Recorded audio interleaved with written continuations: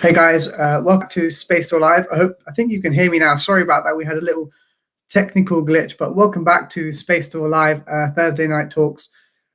We're in with another special talk for you guys tonight. We're speaking to Dr. David Whitehouse. Hey David, how are you doing? I'm fine, thanks. And you? Brilliant. Thank you so much for joining us. Now, David is a writer, journalist, broadcaster, and he's actually got more science broadcasts than anyone else as a former BBC science correspondent. To add to that, he's also got an asteroid named after him. It's called Asteroid 4036 Whitehouse, if you want to look that up. And tonight, we're talking about his latest book, Space 2069, which came out in summer of last year.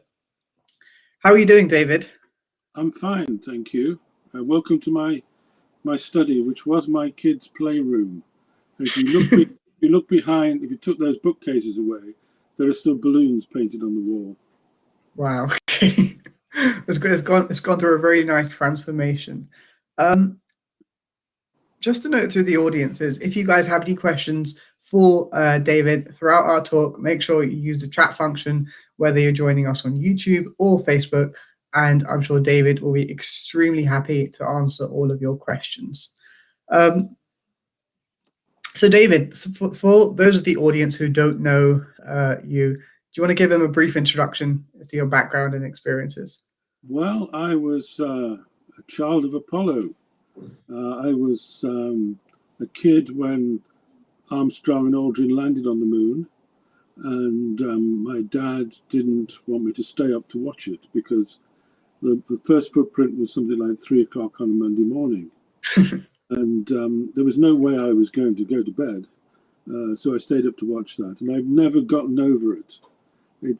I'm the type of person, I've still got in the car, I've got CD and a memory stick of the landing of Apollo 11.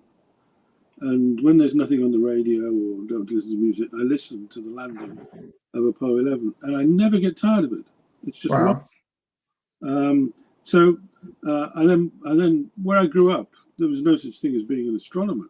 I mean, it was just nobody knew any astronomers. Yeah. But I joined the Birmingham Astronomical Society, and I met astronomers and friends.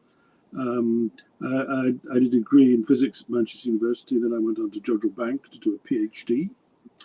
Then after that, I went to the Mullard Space Science Laboratory of University College London.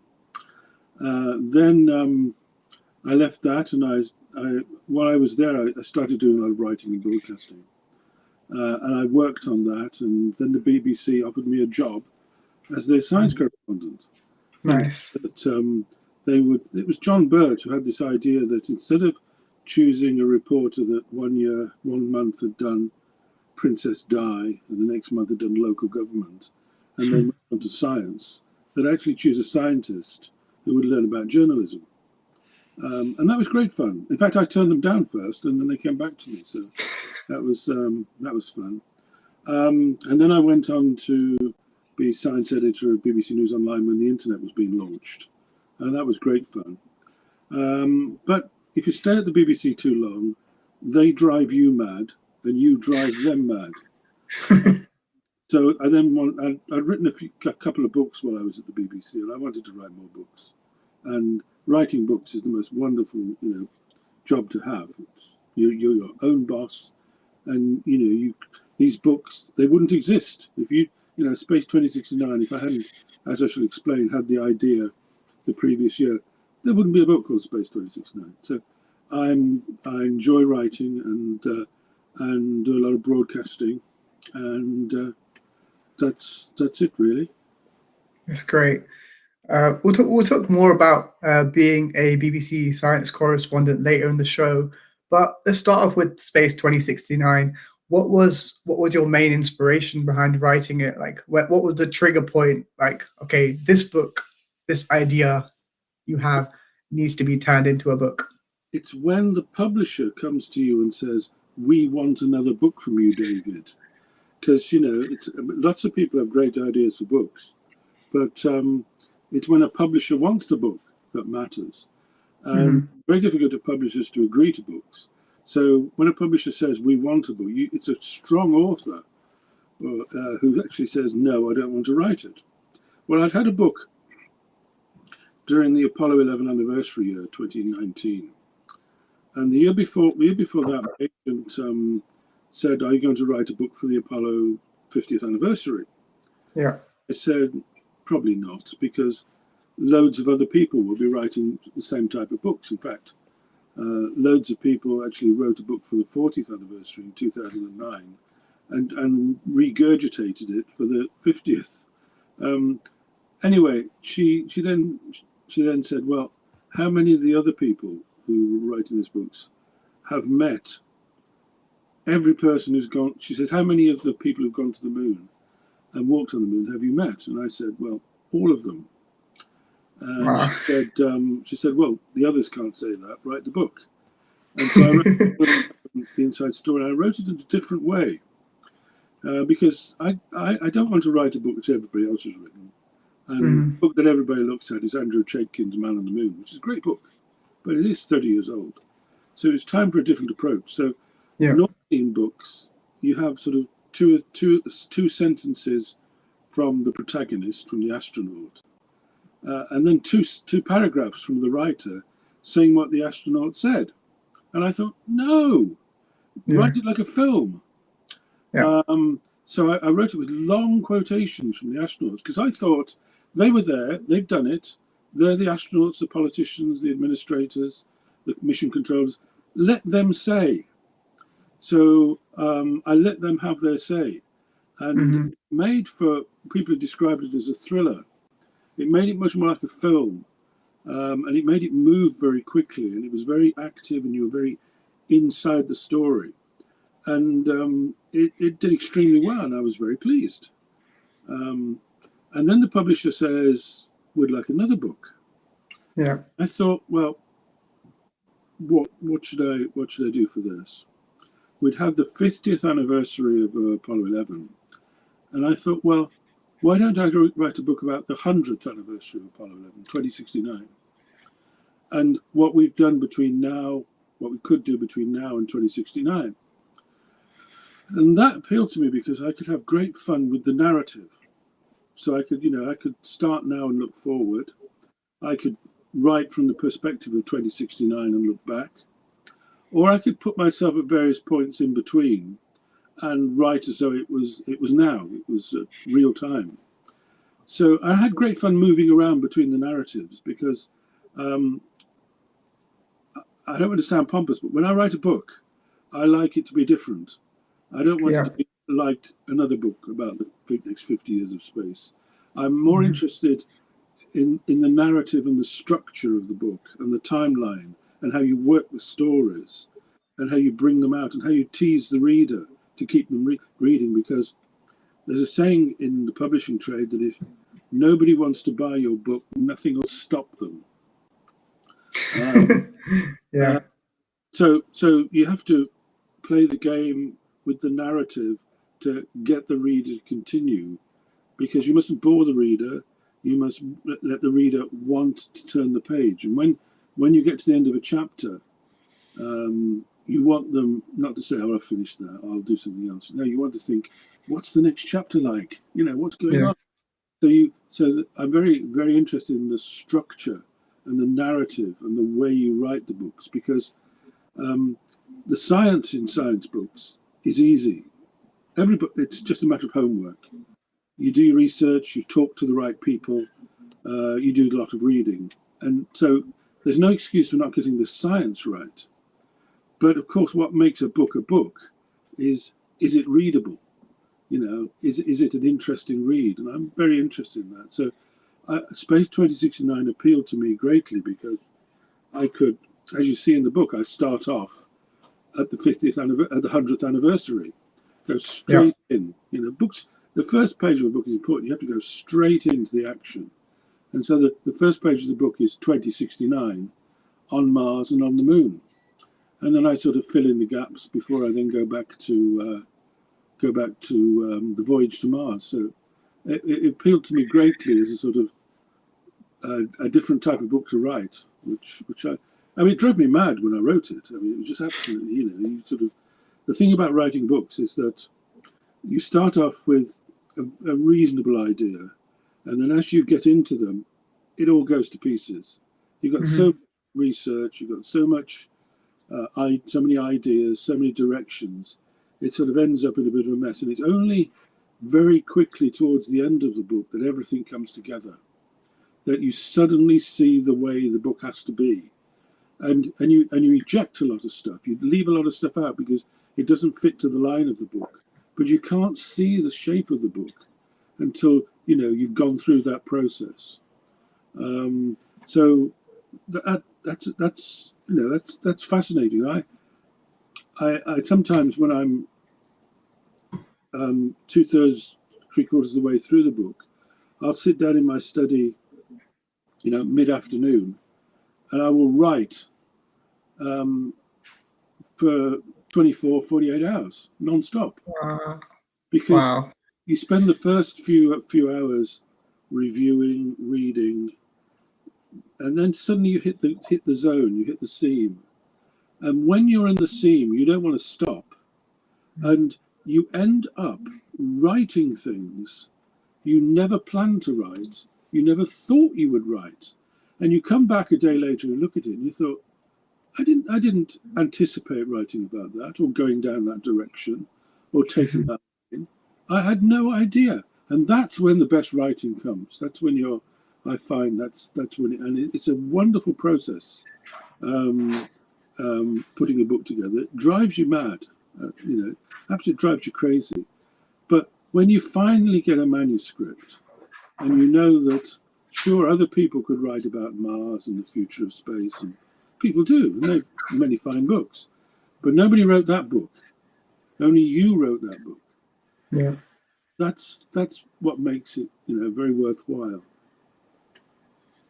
Yeah, no, that's truly fascinating to hear.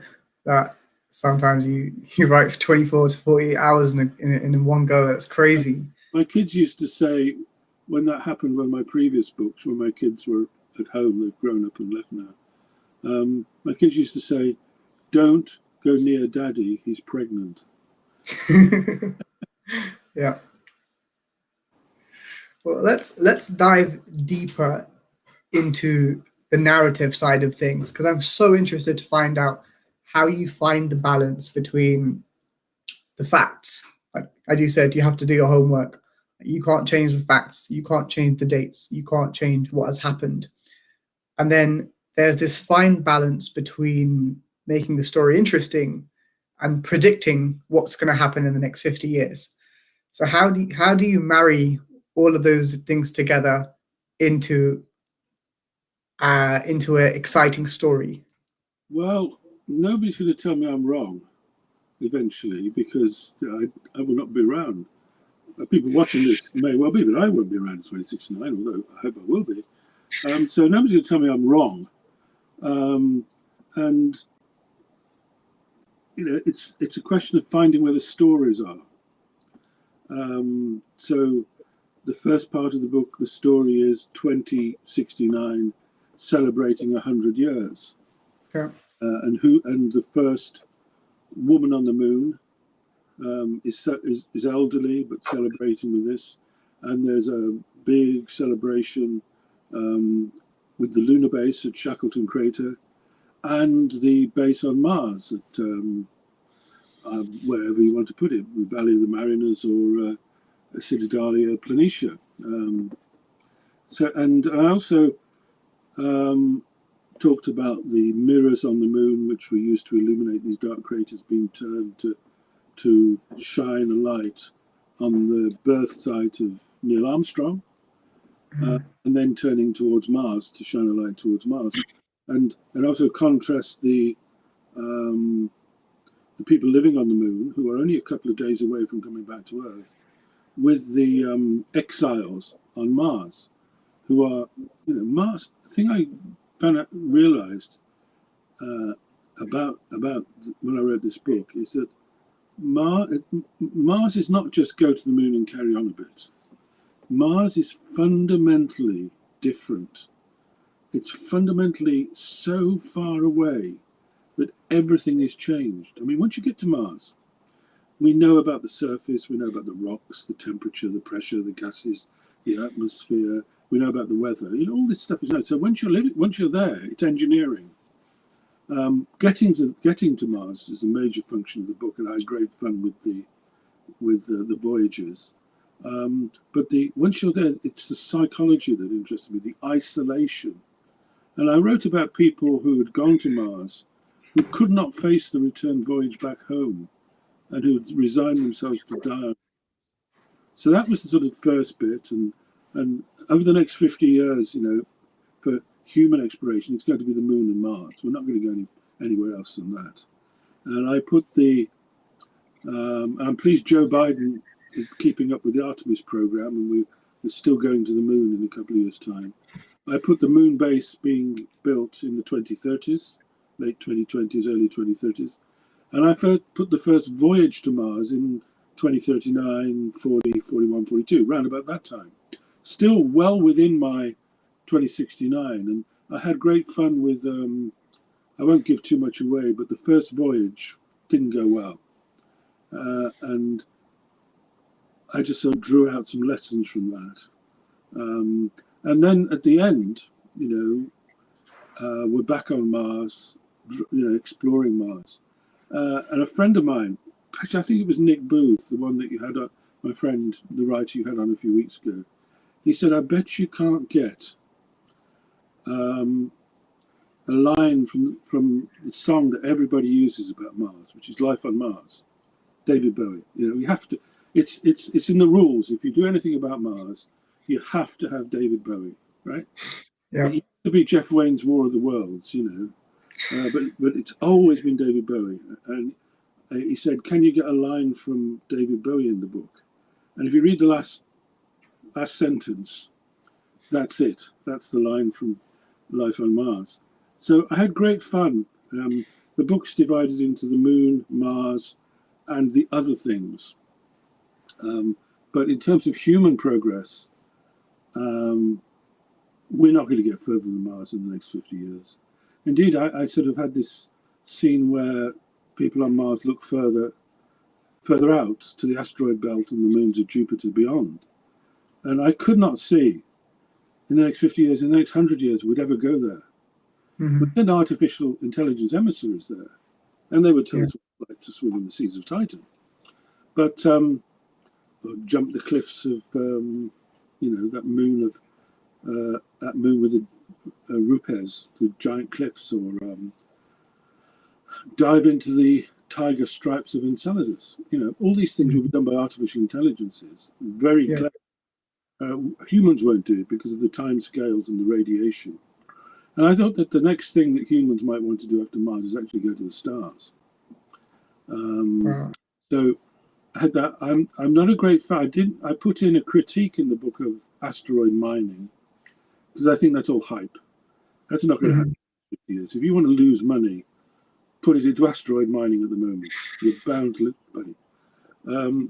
So that sort of was the sort of broad scope of it. Humans to the Moon, humans to Mars, and how Mars would change us, and how the Martian colony would relate to the Earth colony, because over the next 50 years, you will get people born in space, on the Moon, on Mars, who perhaps don't have the same allegiance to Earth that we do, and start of a process whereby humans will naturally regard somewhere else as their home.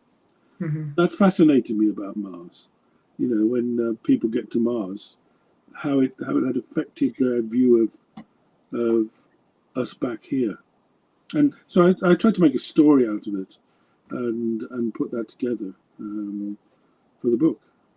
Yeah, it's super interesting. We're already talking about that because in my program notes, I took out a short extract from the book, which I was super interested in talking about.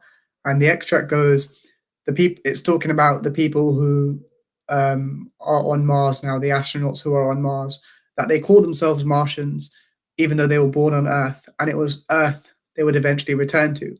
And even though they could never really feel at home again back on Earth after their time on an alien planet, and it's super interesting. We're already talking about that, but why do you think an astronaut would struggle to come back to Earth when they were born here?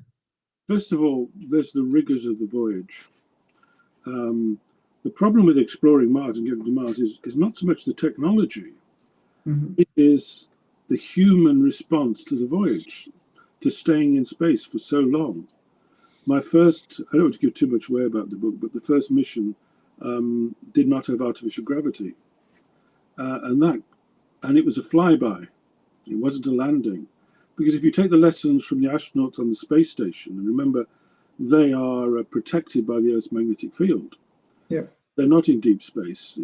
Before we go to Mars, there'll have to be Mars simulation missions at the Lunar Gateway. It's the human effect on the body of going to Mars, the effect on the body and the mind. And if you read, say, the biography of Scott Kelly, he spent a year in space as part of the Kelly brothers experiment. He went through extraordinary pain and problems when he came back. It's harrowing. And the more there was, while I was writing this book, the most comprehensive study of human adaptation to space came out. And it's horrific reading. We don't do very well adapting to space. It slowly kills us. And particularly if you go to Mars without gravity assist, without a gravitational field, an artificial gravity field, when you arrive, you would feel like some of the astronauts do on the space station when they've been there for months. They don't quite feel on the ball. Somehow not there. And if you're asking somebody to go to Mars and then land on the surface, they have to feel on the ball. So my first mission was a Apollo 8, go round, explore the voyage. And as I say, things go wrong. And so there is sort of when you get to Mars, you're there for a long time. Unless we have better propulsion systems in the future, when we can get to Mars in months and get back in months, which would change everything. That would change absolutely everything, because you wouldn't have to have such closed life support systems and all that business. You could take sandwiches and throw away the wrappers. But if you're that isolated, that reliant on technology to live, and you've got this very difficult voyage to get back home for months and months and months, I just thought that would, on some people who, if they stayed 1 or 2 terms on Mars and didn't come back at the next launch window, I just thought there would be some people who would regard it as their home and would want to stay there. It's too much to come home, and their allegiance would be to Mars. And I have this scene where there are sealed graves on Mars where people are. And it struck me that would be the start of a Martian mentality, that people who got there would not be able to face the voyage of coming home and Earth's gravity again, and particularly perhaps not be able to face the fame of being able to come back. So it struck me that there would come a time when people stayed on Mars, and so the first one would be a mission. It would be there for a while. It would come back, and so would the subsequent missions. But there would come a time when people would stay on Mars while missions came and went, and that would be a borderline for me as to Mars as something more independent from Earth, because Mars as a planet is not another Earth. It's Mars. It's not Earth. If you look at Mars and say, that looks like a bit like Earth, or this is an Earth-like feature. Well, in a certain sense, yes, but it's not. It's a Mars-like feature. Mars is Mars. And it's a very different type of world in many respects. And the human response to that, I thought, would be very interesting. When, somebody would say, it's, you've been on Mars now for 4 years, 6 years. You're booked on a voyage home, which is going to take you the best part of a year. And somebody says, well, I'll stay here, thank you very much. it struck me as being as a very interesting sort of line in exploration. Rather like, I suppose, in a slightly different way, when people started to stay at the South Pole over winter. It changed something, when people started to do that. Yeah, no, that's so interesting, and I think this is really something we haven't talked about on Space Still Live before. We've talked about the engineering, we've talked about the physics of how we're going to get to Mars. We briefly went into the psychological impact of the voyage to Mars when we were speaking with Matt and Jamie from the Interplanetary podcast almost a year ago now, but we never dived so deep into actually realizing that people might not want to come back, and that's so interesting. And just for new people in the audience joining us, welcome to Space Still Live. We've been joined today by Dr. David Whitehouse, and we're talking about his latest book, Space 2069. Well, moving on swiftly, we spoke a little bit about the research you had to do in terms of your homework. So what did you learn when you were writing the book that might have surprised you? Well, the interesting thing about putting together a book like this is that it's not just space. In the sense that, so you understand the history of Mars missions and missions to the moon. You understand the plans that were proposed and the plans that failed. You understand the latest science from these places. You understand what people think you could do on a moon base or on a Mars base. But then you have to look around and you see and you have to start writing in a purer sense, because there are science books and there are science writers who are all about slapping the information on the page. And I can't stand it. It drives me to the wall. It's for me, it's the process of writing. It's making an interesting read, and for that you need to experience great writing. We all learn by copying great writers and learning our own style. So, I read a lot of people who were nothing to do with Mars. I read a lot of the science fiction stories, particularly the science fiction stories when we didn't know much about Mars, from the 1950s and early 60s. And there's some fascinating stories about people living on Mars, fascinating stories about the culture of Mars, about the creatures that could live on Mars, the abandoned civilizations people have found on Mars. There's a wonderful story about driving a tractor up Olympus Mons, the large volcano, driving a tractor along the Valley of the Mariners, in order to get pictures in your mind and ideas in your mind. And there's one quote from Shelley, I think it is, where he talks about exiles of the mind, and that sort of struck me as it's a paradise, but it's a paradise of exiles. So it's, I think, and also you have to. I read a lot of poetry because they are mental images condensed into stanzas, and you pick out a feeling or a theme or a phrase, a single phrase that sparks you off. I'll give you an example. The current book I'm writing is about the universe. And there's a phrase in one of Coleridge's poems which he talks about the tragedy of ruined power. And that to me is entropy. That's the way the universe is going to wind itself down. And all the power of stars and gravity and galaxies and all this light, when it's switched off and everything turns into a mist of lukewarm particles, the power is still there, but it's dispersed in a different form. The power has been ruined.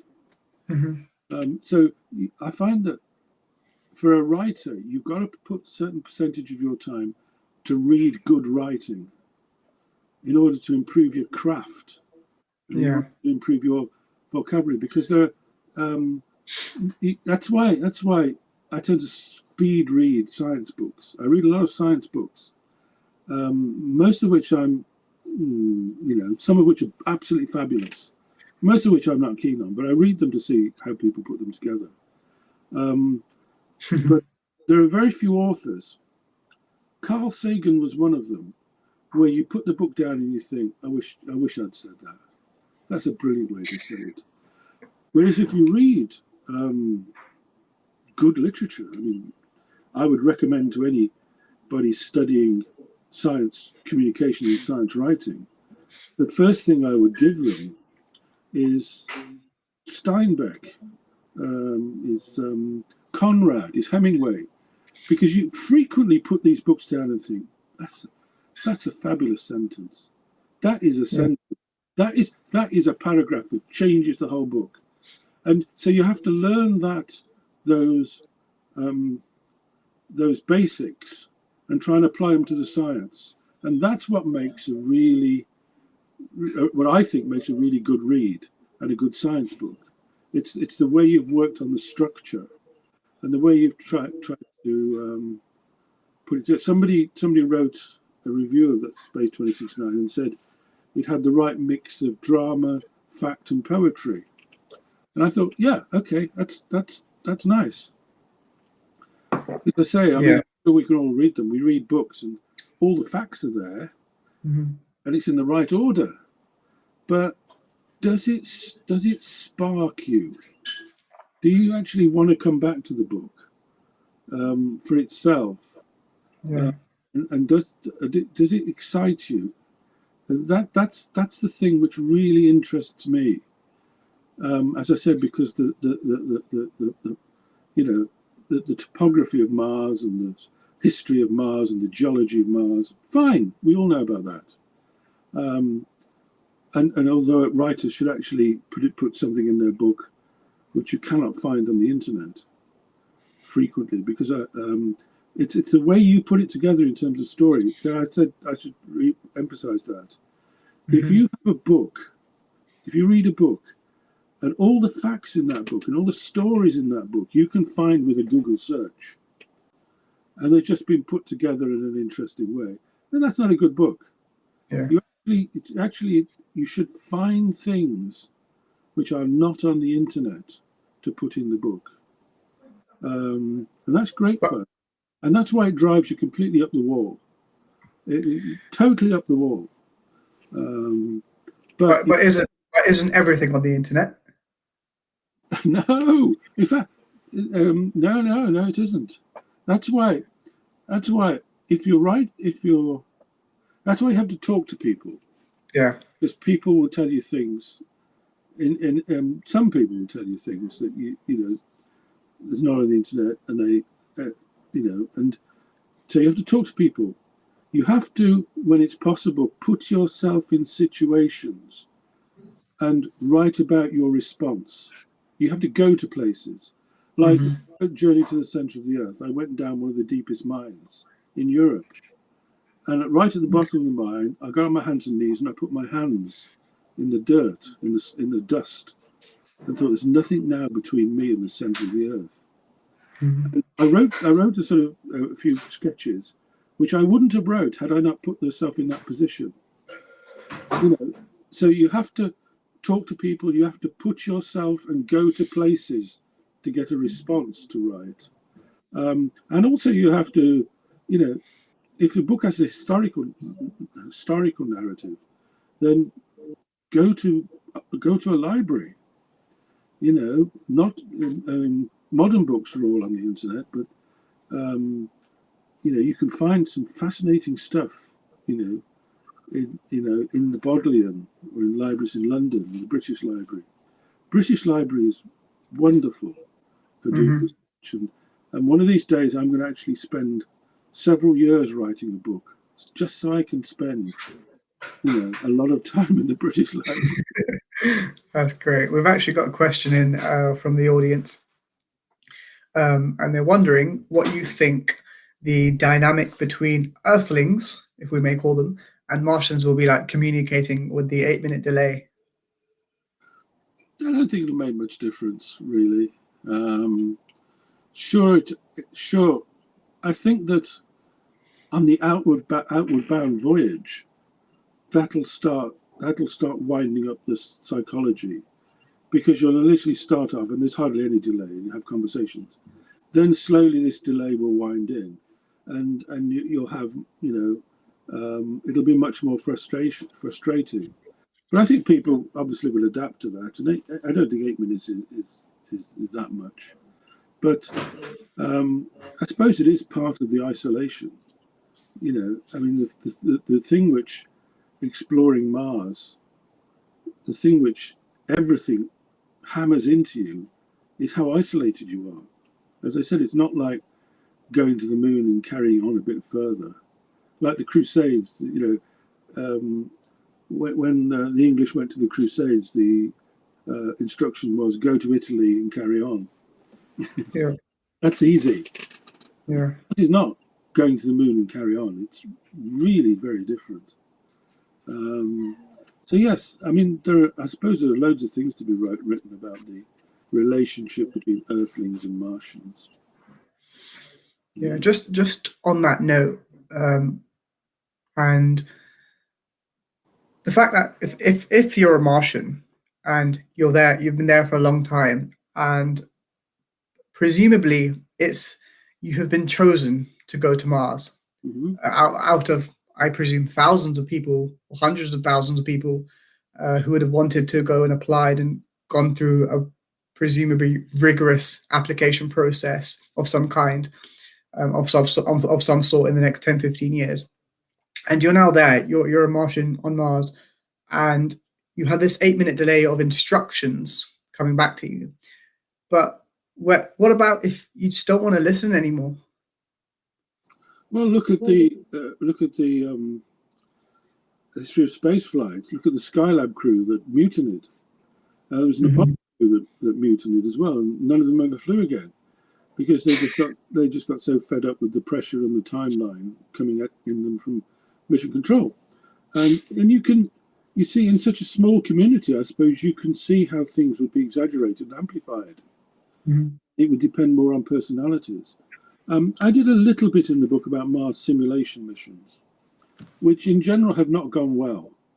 I mean, there was one where some poor lady, in a Russian duration simulation of a mission to Mars, had to lock herself in a room, get away from the men.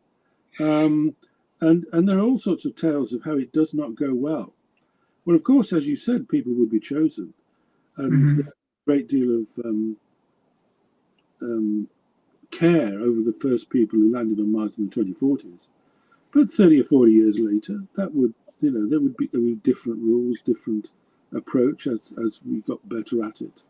And you can imagine a sort of curmudgeon frontier mentality that, what do those people on Earth know? They're not living here, Yeah. And you can go along that avenue and think about that. Read science fiction, and science writers should read a lot of science fiction. It really is very illuminating and gives you so many ideas. A lot of science fiction has Mars colonies fighting for their independence. Well, that would be a stupid thing to do in the next 50 years or the next 100 years, but who knows, there might come a point when they could be self-sufficient. Yeah. I don't know when that would be. Elon Musk probably thinks it's a lot sooner than I do. But these are fascinating questions, which we can think about and look forward to. And I got the chance to write about some of these things in that book. Yeah. Well, what were some of the challenges you faced when you were writing Space 2069? The time, because the pressure, because I started writing it.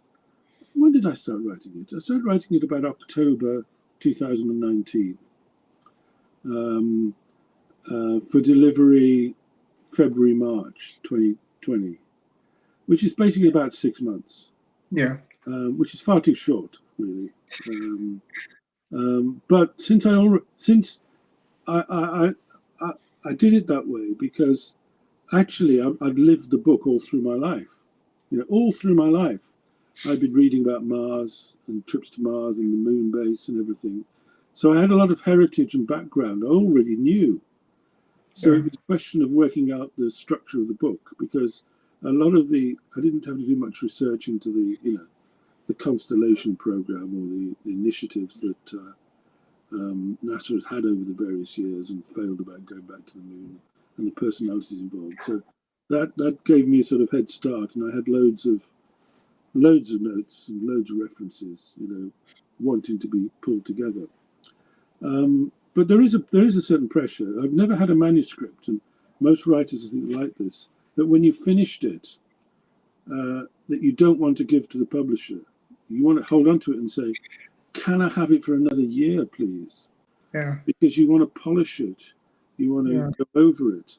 And it's not difficult to start a book, but it is very difficult, your baby. It's very difficult to stop and say, right, the book is done. There is the book. And you have to go through that. And there's an unwritten rule which happens to everybody. It drives people crazy. Is that as soon as you hand over the manuscript, somebody discovers something, or somebody does something that changes it, and you want to put that in the manuscript, and then somebody makes a decision which would have changed. So you actually have to realise that although you can fiddle with it during the editing process and getting together that respect, there comes a time where there can be a fabulous news story or a discovery, and you can't put it in the book until the next edition. And that's frustrating, but there's nothing you can do about it. The book is the book up to the time it's solidified, and that's it. And that's what you've got to see. You've got to regard it as that's the book. And if something happens afterwards, then that's another book, perhaps, you see. So, writing is a process which drives you mad. Absolutely, it's obsessive. You've got it on your mind. You're always thinking about angles and stories. You're always reading or watching things for somebody to say something or something to happen, which you think, yeah, that's interesting. And that's fascinating, the way things get picked up and put in the book. But as I say, you then have to say that is it. And that's tough. When you've lived with this book for a year or so, at least. I mean, actually, the first book I ever wrote was called. Hello. The first book I wrote was called The Moon, a Biography, and it was just after ice had been discovered on the moon. And I've always wanted to write a book about the moon, and I had a year to write it, and I made every mistake possible. I thought I'd spend 6 months researching the book and 6 months writing it. It seemed logical, but then when I came to write it, I realized that half the research I'd done I didn't need, and half the research I needed I hadn't done, because it's only in the process of actually writing the book together you see what you need. So ever since then, I've started writing from day one and done the research alongside. I think writing books is fabulous. It's a privilege. But if it's going to be a good book, you have to suffer a bit. You have to get twitchy and irritable, and you have to sort of want to look for the angle, want to draw esoteric things into the book, and then you want to protect the time where you're trying to write the thing. It's I think something that more people who write about space and astronomy should actually get into, because there are lots of books which I think are nice books, but they're not well written books, and I've got an idea that if a book doesn't strike you by page 25, throw it away. Life's too short. There was only one exception to that book, that rule, and that was Stephen Hawking's A Brief History of Time. And I thought, this has sold so many millions. I'm going to read it. I had to force my eyelids open after about page 20 or 30, and I gave up at page 132. It was a dire book to read. It was really hard because it was so bad. But it sold not because of just the narrative.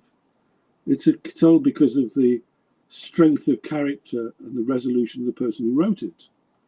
And that's another factor in books don't always sell. Books don't always sell if they're brilliantly written. How many times have you read a bestseller and thought, what's that about? Books have all sorts of flavors and attributes. And sometimes books which sell are not the best books.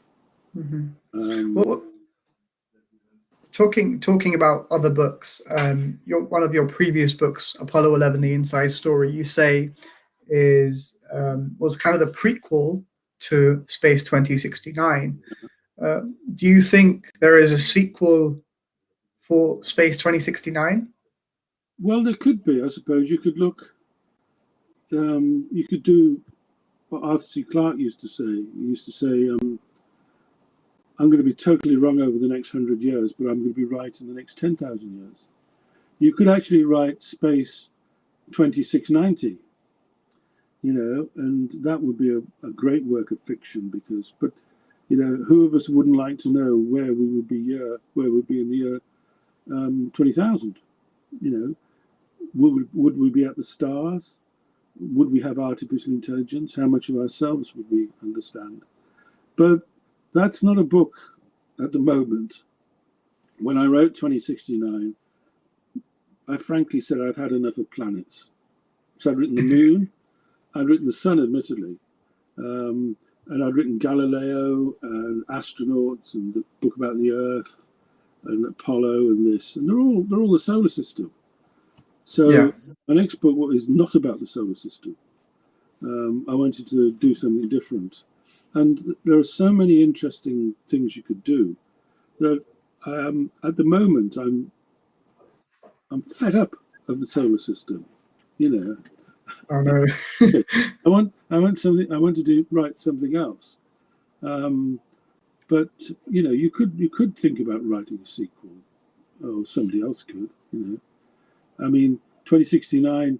Do you realise it was in 2063? I think I'm right. When Zephram Cochrane developed warp drive in the Star Trek timeline. I'm not sure. I'm not that much of a Star Trek fan. In a different universe, a different timeline. By 2069, we'd have warp drive and we'd go into the stars. There's a different route people could take for looking into the future. But at the moment, I'm not writing a sequel to a sequel. That's interesting. That's so interesting. Well, if you guys are joining us on Space Door Live, remember you can grab your copy of Space 2069 on the Space Door shop and go get your copy, have a read. I've started reading it and I'm thoroughly already enjoying it. And it's probably going to be one of the first books I finish in a long time, because the previous few I've read, I just haven't managed to finish them for various reasons. Oh, thank you. Yes, that's good. Yes, finishing a book is a compliment, isn't it? It is. Yeah, it is. If book doesn't strike you by page 20 or 30, give up. Go and find something else. Yeah. Well, just a note to the audience: if you guys have any questions for David, please send them through. It's been an absolute amazing. It's been absolutely amazing talking to you today. And we were speaking offline beforehand, and I said I'm not going to tell you any of my questions because let's save the best for when we're live, and we're going to end up talking about something that we haven't even planned to talk about, and that's exactly what has happened. But there's a question here, which is, what is it? About going to Mars. Well, there's one here. What is your favorite space-themed books? Ooh. Oh, yeah. What is your favorite space-themed book? Get myself into a bit of bother because there are some books which I think are absolutely awful, and they're books you will know. And there are some books which are absolutely brilliant, which you may not know, or you may know. Mm-hmm. But let me think. I think Carl Sagan was a wonderful writer. And I think a young science writer could do a little better than read Carl Sagan's books, because he has a style and a craft. And I don't know if you know about Carl Sagan, but a lot of his writing technique was based around marijuana. He would relax and take marijuana, and somehow that would ease the wheels. Well, it worked for the Beatles, and it worked for Carl Sagan. But in it, he found a way of writing which is fascinating, and which people, people who want to learn to write should look at and study. It's how can I put it? There are so many people who try to write like Carl Sagan, but don't do it, in the sense that it's easy to fall into the cliche, and not the essence of what he's writing. I've read books where people talk about the mystery of space, how it's like a deep feeling that you cannot put your finger on as you approach the deepest of mysteries of the universe. How, like falling, how that's parody. That is a parody of Carl Sagan's writing. You have to understand, you have to get more into it to realize that he was very good at linking. And there are some books which actually I just didn't get on with. Shall I name a few names? I don't know. I didn't like Astrophysics in a Hurry by Neil deGrasse Tyson. I thought it was skimpy, I thought it was shallow, and I thought it was too short. Even though it was meant for a general audience, I thought it was too derivative. I don't like Machu Kaku's books because they don't go anywhere. They're short narratives bound together, that have in my mind, no great intellectual depths. I don't like some of the books that astronomers write about the future because they're not well researched.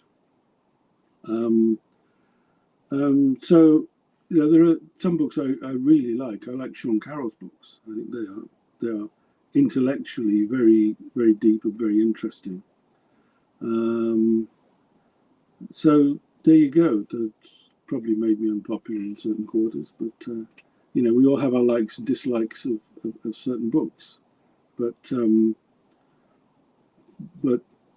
we all have our own proclivities. We all like certain things.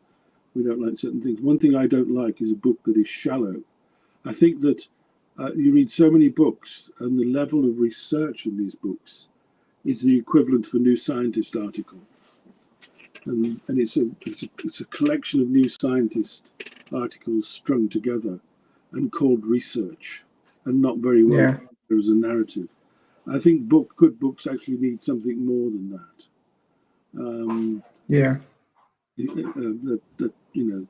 That's what I think. We've got another really interesting question in. If you were to have Space 2069 made into a film, which director, dead or alive, do you think would do it justice? Well, I admire Christopher Nolan's films, but I admire them more than I love them. Interstellar was a fascinating film, but it was a bit of a waste of time with all the ecology nonsense. The Earth is dying, and we've got to go. We've got to go and find another world somewhere on the other side of the universe through a black hole. I thought the whole ecology of the Earth is dying. I thought that was done. That was a cliche. I would have chopped all that out, and put it as a proper, a different type of film.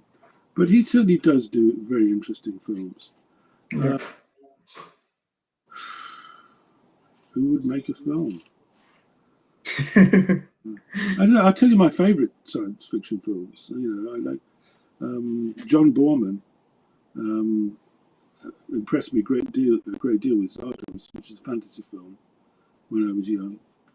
2001, of course, I went to see it as a kid, and I was totally blown away. It was just amazing. And I'm a nerd as far as Close Encounters of the Third Kind. Do you know, I've got a disc which has got 3 cuts of Close Encounters, and I've watched all of them. Wow.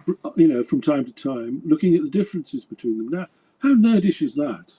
This scene is different from that scene because it's a really interesting film.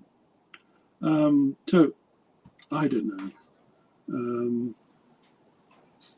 I thought The Martian was a fabulous film. In fact, in 2069, I actually took Mark Watney's route from a silly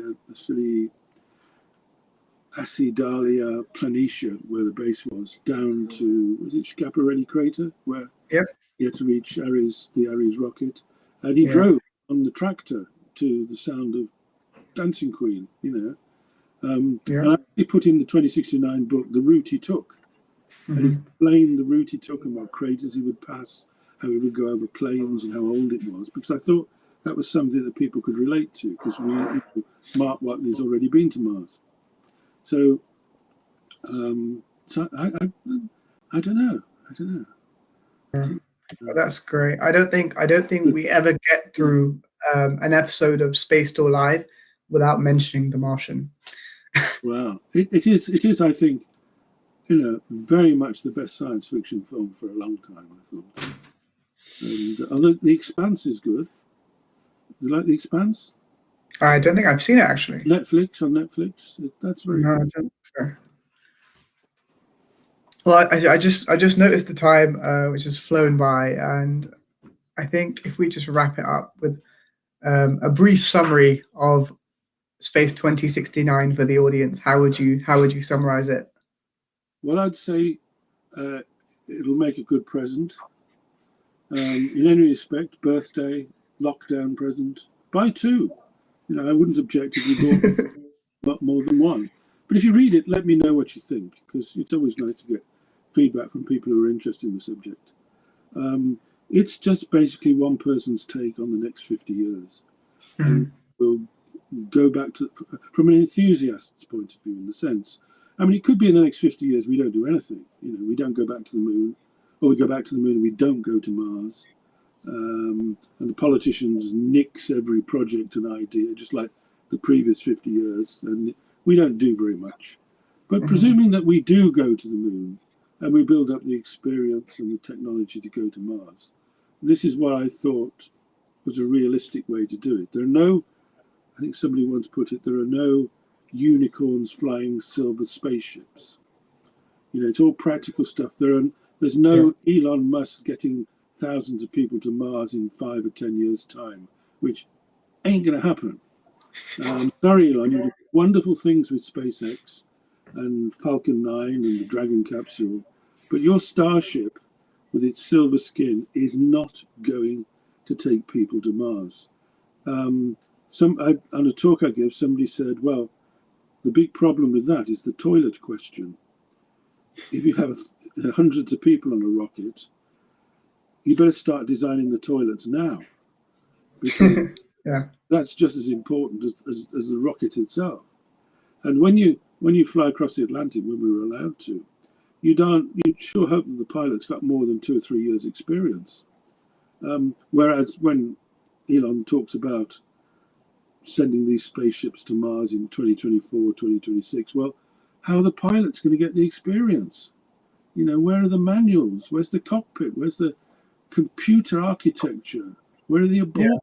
You know, the abort modes. You know, well, it's a billionaire's fantasy that might come true in the 2030s, 2040s, but not soon. So it's a practical book in the sense that I haven't put in anything that I think could not happen, but it's an optimistic book in the sense that I really hope, because I was very aware when my kids were growing up that my generation had let them down. I had the Apollo 11 moon landing, which changed my life as a kid. Yeah. And none of my kids had that same event, the same kind of thing, to say that changed my life. It didn't happen. There were events, of course, but nothing like anything like Apollo 11. And I hope that when people go back to the moon in a few years' time and put boots on the moon, and people put a footprint on Mars, I hope that gives the next generations their life-changing moment that changes their view of the universe, that just changes everything. You know, for a kid living in Birmingham to look up from the streets at the moon and know that somebody had walked on the moon was fabulous. Fabulous. Yeah. And that our subsequent generations after that missed that. And I really hope that future generations get their footprint moment. And this is sort of my take on what that might be like and what it might what it might possibly be like. So, yeah. That's great. That's great to hear. I think even we talk about life-changing moments, and I don't think I growing up, I don't think I had such a great experience as, for example, a moon landing would have provided. But going forward in the next 5-10 years, when there are footprints once again on the moon, I think that would change so many lives. And that's a great note to end tonight's Space Still Alive session on. It's been an absolute pleasure speaking to you, David. Thank you for joining us on Space Still Alive. Thank you to everyone in the audience who has stuck around until the end. Remember, you can head over to spacestore.co/shop to grab your copy of Space 2069. I've started reading it and I have full intention to finish it. So that says a lot about the book. So go get yours. We'll be back next Thursday, same time, same place, with another Space Talk. And we'll see you then. I hope everyone stays safe, wraps up warm in the UK, and takes care. Thank you, David, for joining us. Thank you. It's been a pleasure.